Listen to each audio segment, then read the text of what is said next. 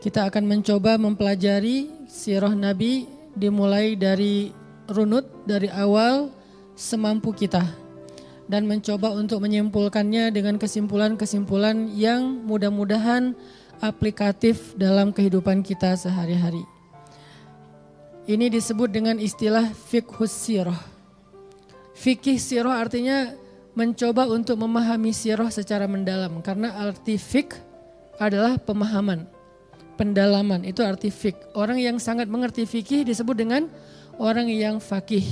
Orang yang sedang mempelajari fikih disebut dengan orang yang bertafakuh. Makanya Nabi SAW bersabda, "May yuridillahu bihi khairan yufaqihu fiddin." Siapa yang Allah ingin berikan kebaikan kepadanya, maka Allah jadikan dia faqih dalam urusan agama. Mengerti, faham urusan dalam halal dan haram ataupun syariat. Tetapi para ulama kemudian mengembangkan makna fikih ini dalam pemaknaan yang lebih dalam lagi dan lebih luas. Kata para ulama seperti Ibnu Taimiyah, kemudian Abdullah Ibnu Mubarak, beberapa ulama-ulama kontemporer juga. Mereka mengatakan al-fiqhu fiqhul qulub. Fikih itu adalah letaknya di hati. Paham itu dalam Islam letaknya di hati. Jadi orang yang mengerti agama dalam konteks Islam itu bukan orang yang banyak wawasan agama. Dia belum tentu menjadi orang yang paling faqih dalam urusan agama. Makanya ketika Nabi mengatakan yufaqihu fiddin, siapa orang yang Allah ingin berikan kebaikan baginya, maka Allah jadikan dia paham agama. Maksud paham agama dalam hadis ini menurut para ulama adalah Allah jadikan agama itu terasa di hatinya. Apa yang Allah halalkan, maka di hatinya menjadi sesuatu yang menyenangkan. Apa yang Allah haramkan, maka di hatinya menjadi sesuatu yang dia benci. Berarti dia menjadi orang yang paham agama. Kalau dia tahu halal dan haram, tapi belum bisa menyukai dan membencinya, berarti dia belum mengerti agama, baru tahu agama. Orang yang banyak wawasan tentang agama dalam Islam atau dalam bahasa Arab disebut sebagai orang yang mutsaqqaf. Arti musaqqaf orang yang berwawasan. Tapi bukan faqih, bukan alim. Orang yang alim, orang yang faqih, orang yang hakim. Alim itu artinya berilmu, faqih itu orang yang mengerti. Hakim itu orang yang bijaksana dalam agama kita adalah orang yang merasakan semua ilmu itu di sini, di hatinya. Dalam bentuk rasa. Kalau di hati itu bukan dalam bentuk hafalan, bukan dalam bentuk wawasan, bukan dalam bentuk teori, tetapi dalam bentuk rasa. Termasuk diantaranya rasa takut. Makanya muncul ayat innama yakhsyallaha min ibadihi al-ulama. Sesungguhnya yang takut kepada Allah di antara hambanya orang yang berilmu. Berarti indikasi ilmu dalam agama kita adalah orang yang memiliki rasa takut. Bukan yang banyak wawasan, tapi punya rasa takut. Semakin besar rasa takutnya kepada Allah berarti dia semakin alim sampai ke derajat allamah. Orang yang sangat berilmu karena rasa takutnya luar biasa. Apa indikasi atau ekspresi ketakutannya kepada Allah? Dia meninggalkan dosa, dia takut dengan azab Allah, dia menangis panjang malam mengingat dosa-dosanya dan tentang hari kiamat. Ini adalah ekspresi dari rasa takut yang ada di hatinya dan dia disebut dengan orang yang hakim, orang yang alim, orang yang faqih. Sehingga ketika kita membawa makna fikih ini ke dalam konteks sirah, maka kita mencoba merasakan sirah itu di dalam hati.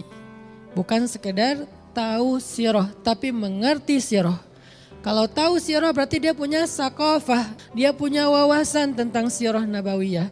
Tapi kalau mengerti sirah, maka namanya fiqhus sirah. Al-fiqhu fiqhul qulub. Pemahamannya, letaknya ada di dalam hati. Sehingga kita coba rasakan di hati kita, apakah sirah itu sudah membuat rasa di hati kita, membangun rasa di hati kita, mengasah rasa di hati kita atau belum? Rasa apa? Banyak. Rasa cinta kepada Nabi, rasa yakin kepada ajaran Nabi, rasa semangat untuk membela dan melanjutkan perjuangan Nabi, dan seterusnya. Banyak rasa yang muncul di dalam hati. Sehingga ketika seseorang bertanya tentang benar dan salah kepada Nabi, maka Nabi menjawab dengan kalimat istafti qalbak, tanya ke hatimu. Tanya ke hatimu. Hati siapa ini? Hati orang yang beriman. Karena kalau orang yang belum baik imannya, kalau ditanya ke hatinya, hatinya tidak bisa menjawab karena dia tidak punya apa-apa. Dia tidak punya rasa apapun. Jadi nggak akan bisa ngerasain manis, asin dan segala macam karena emang hatinya belum baik. Orang yang lagi sakit biasanya makan apa aja rasanya hambar kan? Kenapa lagi sakit? Tapi begitu dia sehat, dia bisa ngebedain ini makanan enak, ini minumannya manis, ini kurang asin, ini segala macam. Makin dia orang yang mungkin mengasah rasa, makin dia tahu. Sama kayak orang yang senang kopi. Sampai dia bisa ngebedain satu jenis biji kopi dengan biji yang lain. Bahkan dia bisa menyebut bahwa di perkebunan kopi itu di sekelilingnya ditanamin apa. Dengan istilahnya aftertaste-nya. Dia minum kopi, udah ketelan kopinya, baru dia bilang aftertaste-nya adalah misalnya durian lah ya. Mungkin sekelilingnya ada pohon durian, di sekelilingnya ada stroberi, di sekelilingnya ada yang sering tuh kacang-kacangan segala macam. Dia bisa menyebutkan aftertaste-nya. Kalau buat saya minum kopi nggak ada aftertaste-nya ya, sama aja semua. Aftertaste-nya manis karena kebanyakan gula misalnya ya. Karena kenapa? Rasa saya belum terasa seperti seorang penikmat kopi sejati. Ternyata hati kita juga kayak gitu. Ketika hati ini diasah terus-terusan dengan ketakutan kepada Allah, dengan cinta kepada Nabi, dengan halal dan haram terus diasah lewat tajdidul iman, lewat pembaharuan iman di dalam majelis ilmu, nanti hati itu akan berfatwa. Hati itu akan berfatwa. Hati itu akan mengeluarkan pendapat. Saya nggak suka, itu pendapat hati, itu fatwa hati. Saya nggak suka dengan ini. Saya suka dengan itu. Berarti dia sudah berfatwa. Hati itu sudah mengeluarkan nasihat. Sehingga ketika seseorang mukmin bertanya kepada Nabi tentang kebenaran, maka Nabi menjawab, istafti qalbak, minta fatwa kepada hatimu. Minta nasihat kepada hatimu. Minta pendapat dari hatimu. Nanti hatinya yang akan menjawab dengan rasa. Suka dan tidak. Tapi hati yang bisa berfatwa itu harus punya kedudukan yang bagus. Karena seseorang bisa berfatwa setelah dia jadi mufti kan. Ulama baru bisa ngeluarin fatwa kalau dia udah jadi seorang mujtahid. Ilmunya udah banyak baru dia bisa berfatwa. Hati juga akan bisa berfatwa ketika dia memiliki kedudukan yang baik. Karena sering diasah, dilatih, dia ahli ibadah. Sehingga akhirnya hati itu akan menuntun kita dalam fatwa-fatwa kebaikan. Dia akan mengatakan jangan ini, saya nggak suka. Akhirnya dengan sendirinya kita menjauh dari sesuatu yang tidak disukai hati. Apa yang tidak disukai hati? Apa yang tidak disukai oleh Allah SWT. Berarti hatinya sudah dituntun oleh Allah. Matanya sudah dituntun oleh Allah. Tangannya sudah dituntun oleh Allah. Makanya balik lagi kepada konteks sirah. Kita pengen belajar sirah itu bukan sekedar wawasan tentang sirah Nabi. Itu udah banyak ustadz yang menyampaikan. Dan mungkin datanya lebih banyak daripada yang saya sampaikan.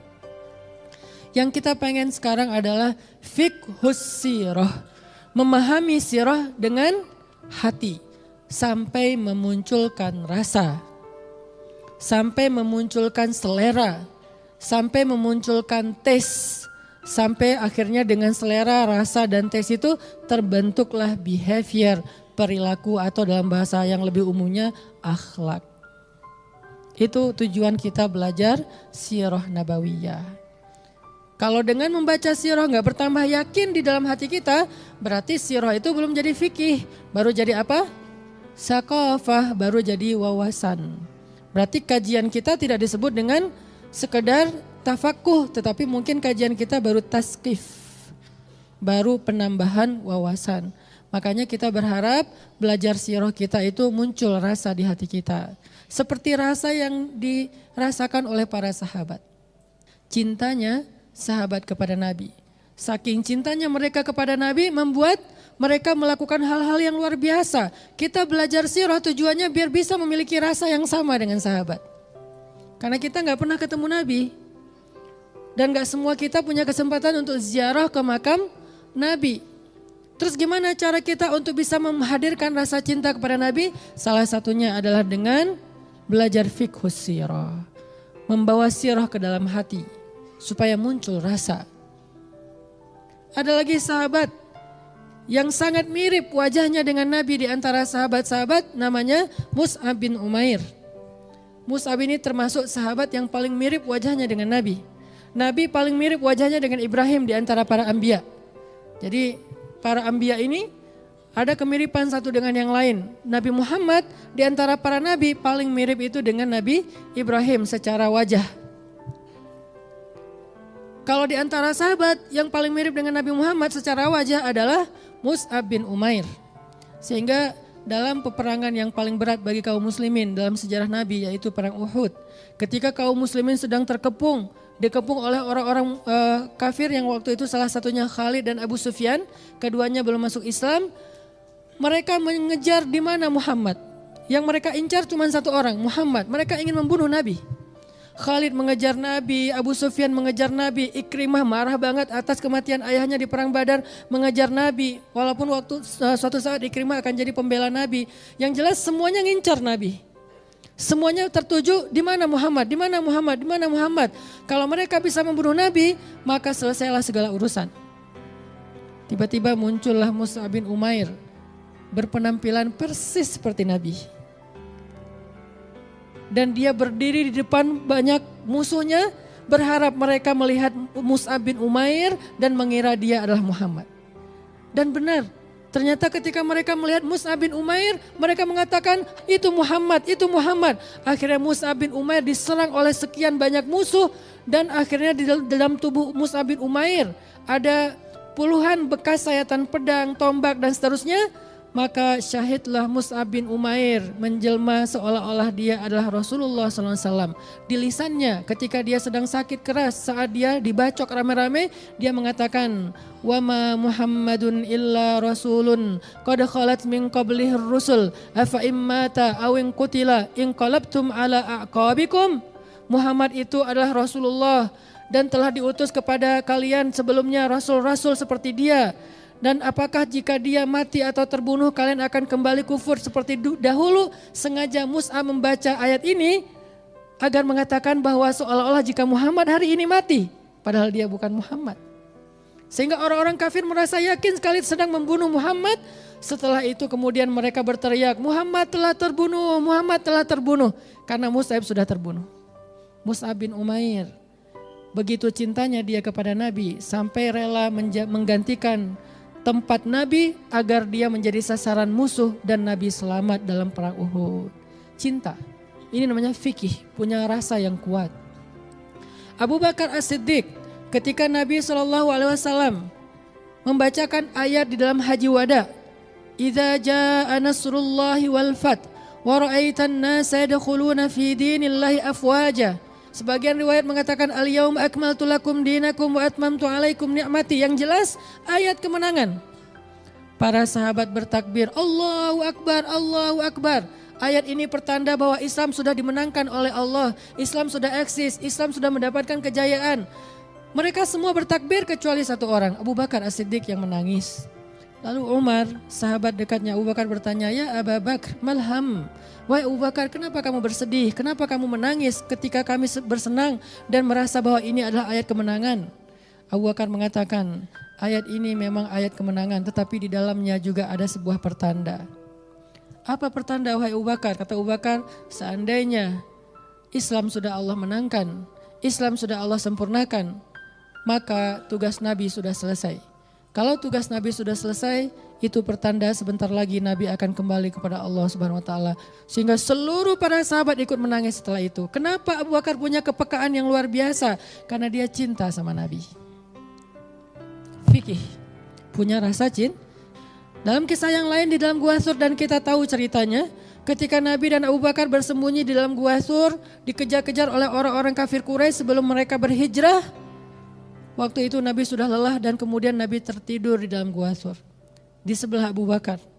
Abu Bakar dalam keadaan gelisah menjaga Nabi. Jangan sampai Nabi tersakiti, jangan sampai Nabi kemudian dibunuh, jangan sampai Nabi terancam. Dalam kondisi seperti itu tiba-tiba Abu Bakar melihat di dalam gua Sur itu banyak lubang. Ditutupin satu persatu lubangnya oleh Abu Bakar. Kenapa? Takut keluar binatang-binatang yang akan menyakiti Nabi. Ditutupin semuanya. Tapi Abu Bakar lupa ada satu lubang lagi di bawah tempat duduknya yang belum dia tutup, dan tiba-tiba dari lubang itu keluarlah seekor ular. Ular berbisa, berwarna hitam, keluar dari lubang itu. Ketika melihat ada ular berwarna hitam berbisa keluar dari lubang itu, langsung sama Abu Bakar lubangnya ditutup dengan tangannya. Gak sempat berpikir, karena dia takut ketika dia sedang nyari-nyari batu untuk menutupi lubang, ular itu sudah keluar dan akan menyengat Nabi. Daripada Nabi disengat, maka dia tutuplah lubang itu dengan tangannya. Abu Bakar As-Siddiq tidak berpikir panjang dan dia tahu resikonya. Ketika ditutup dengan tangannya, ular ini menyengat tangannya Abu Bakar sehingga Abu Bakar tersengat. Tangannya menjadi biru, kehitam-hitaman. Ditahan sama Abu Bakar, nggak dilepaskan. Terus ular itu terus menggigit Abu Bakar dan Abu Bakar tidak mau melepaskan tangannya dari lubang tersebut. Sampai kemudian saking nggak tahannya lagi, Abu Bakar mengeluarkan air mata.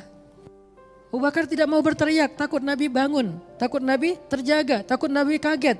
Sehingga Abu Bakar menahan rasa sakitnya dan tidak bersuara, tapi karena saking sakitnya air mata Abu Bakar keluar. Abu Bakar keluar air matanya jatuh tepat di pipinya Nabi. Nabi bangkit dari tidurnya sadar, melihat Abu Bakar wajahnya sudah merah, tangannya sudah kehitam-hitaman. Nabi bertanya, ya Abu Bakar, apa yang terjadi? Apa yang terjadi? Abu Bakar sambil tetap menutup lubang itu mengatakan, ya Rasulullah, ada ular di dalam ini dan aku takut menyengatmu, maka aku tutup dengan tanganku. Istirahatlah ya Rasulullah, istirahatlah. Rasulullah kemudian mengambil tangan Abu Bakar. Kemudian dengan nama Allah Nabi mengusap tangan itu dan menjadi sembuh. Tetapi Abu Bakar tidak pernah mengira suatu saat dia akan mendapatkan mujizat itu. Kalau mengira nanti juga akan sembuh diusap sama Nabi, mungkin gak ada pengorbanan ya. Kalau kita masih berpikir ada Nabi bentar lagi dapat mujizat. Enggak, Abu Bakar tidak pernah mengira itu. Mungkin dia bisa aja mati dengan kondisi seperti itu. Tapi inilah pengorbanan, muncul rasa yang luar biasa. Setelah kejadian itu, Nabi dan Abu Bakar melakukan perjalanan hijrah. Sepanjang perjalanan, Abu Bakar jadi orang yang paling gelisah terhadap keselamatan Nabi. Kadang dia berjalan di depan Nabi, kadang di belakang Nabi, kadang di sisi kanan Nabi, kadang di sisi kiri Nabi. Terus muter. Nabi bertanya, ya Abu Bakar, kenapa kamu sekali kanan, kiri, belakang, depan? Apa yang kamu lakukan ya Abu Bakar? Ya Rasulullah, saya takut terhadap musuh-musuh yang ingin mencelakaimu ya Rasul. Ketika saya berada di depanmu, saya berharap ketika musuh memanahmu dari depan, biar saya yang kena panah, jangan engkau ya Rasul. Tapi ketika saya berada di depan, saya khawatir ada musuh di belakang, maka saya lari ke belakang. Ketika saya di belakang, saya merasa khawatir ada musuh di sisi kanan, saya ke kanan, saya ke kiri. Karena saya selalu berharap seandainya ada musuh yang menyerangmu, biarlah saya yang kena, jangan engkau ya Rasul. Pengorbanan yang luar biasa. Masih banyak lagi cerita-cerita sahabat yang habis-habisan untuk Nabi, termasuk ada seorang perempuan namanya Ummu Umarah. Julukannya Hamra'ul Asad. Kenapa dikasih julukan Hamra'ul Asad yang artinya singa merah? Karena seluruh tubuhnya berdarah. Kenapa disebut singa? Karena dia pejuang mujahidah prajurit Nabi dalam perang Uhud yang di tubuhnya ada 36 bekas bacokan pedang, tombak dan panah. Dibacok sampai 36 bacokan di tubuhnya. Kenapa? Dia menyerahkan tubuhnya untuk jadi tamengnya Nabi SAW bersama Abu Bakar berdua. Ketika Nabi tinggal sendiri di tengah-tengah musuh dan kaum muslimin sudah mundur di perang Uhud, maka Ummu Umarah bersama Abu Bakar melihat Nabi sendiri tidak ada yang melindungi, langsung berdua terjun menjadikan tubuh mereka berdua sebagai tameng Nabi sehingga luka mereka sama-sama memiliki luka yang sangat banyak di tubuhnya. Ummu Umarah. Ketika selesai perang Uhud, kaum muslimin sedang dirawat di beberapa tenda. Ada tenda laki-laki, ada tenda perempuan. Nabi juga waktu itu kan ada bekas luka di kening beliau, kemudian geraham beliau juga kena tombak. Nabi juga luka-luka, bukan enak-enakan saja. Nabi memeriksa pasukan Islam di tenda laki-laki. Di antara mereka ada yang terluka, ada yang sudah syahid seperti Hamzah, Mus'ab yang syuhada. Setelah selesai memeriksa pasukan laki-laki, Nabi pergi ke pasukan perempuan. Ke tenda perempuan. Ketika Nabi pergi ke tenda perempuan, Nabi memberi salam, Assalamualaikunna. Keselamatan bagi kalian wahai perempuan. Di dalam tenda itu Ummu Umarah sedang dirawat dengan 36 bekas luka. Berdarah seluruh tubuhnya. banyak luka-luka sayatan pedang itu yang belum dijahit, menganga, terbelah kulit atau dagingnya. Dalam kondisi sedang luka parah, Ummu Umarah setengah sadar setengah pingsan, mendengar Nabi memberi salam, Assalamualaikum, keselamatan bagi kalian. Ummu Umarah seperti orang yang tiba-tiba sehat langsung berdiri menjawab salam, Waalaikumsalam ya Rasulullah. Masuklah ya Rasulullah, masuklah. Ummu Umarah menutup badannya supaya menutup aurat, Nabi masuk. Lalu Nabi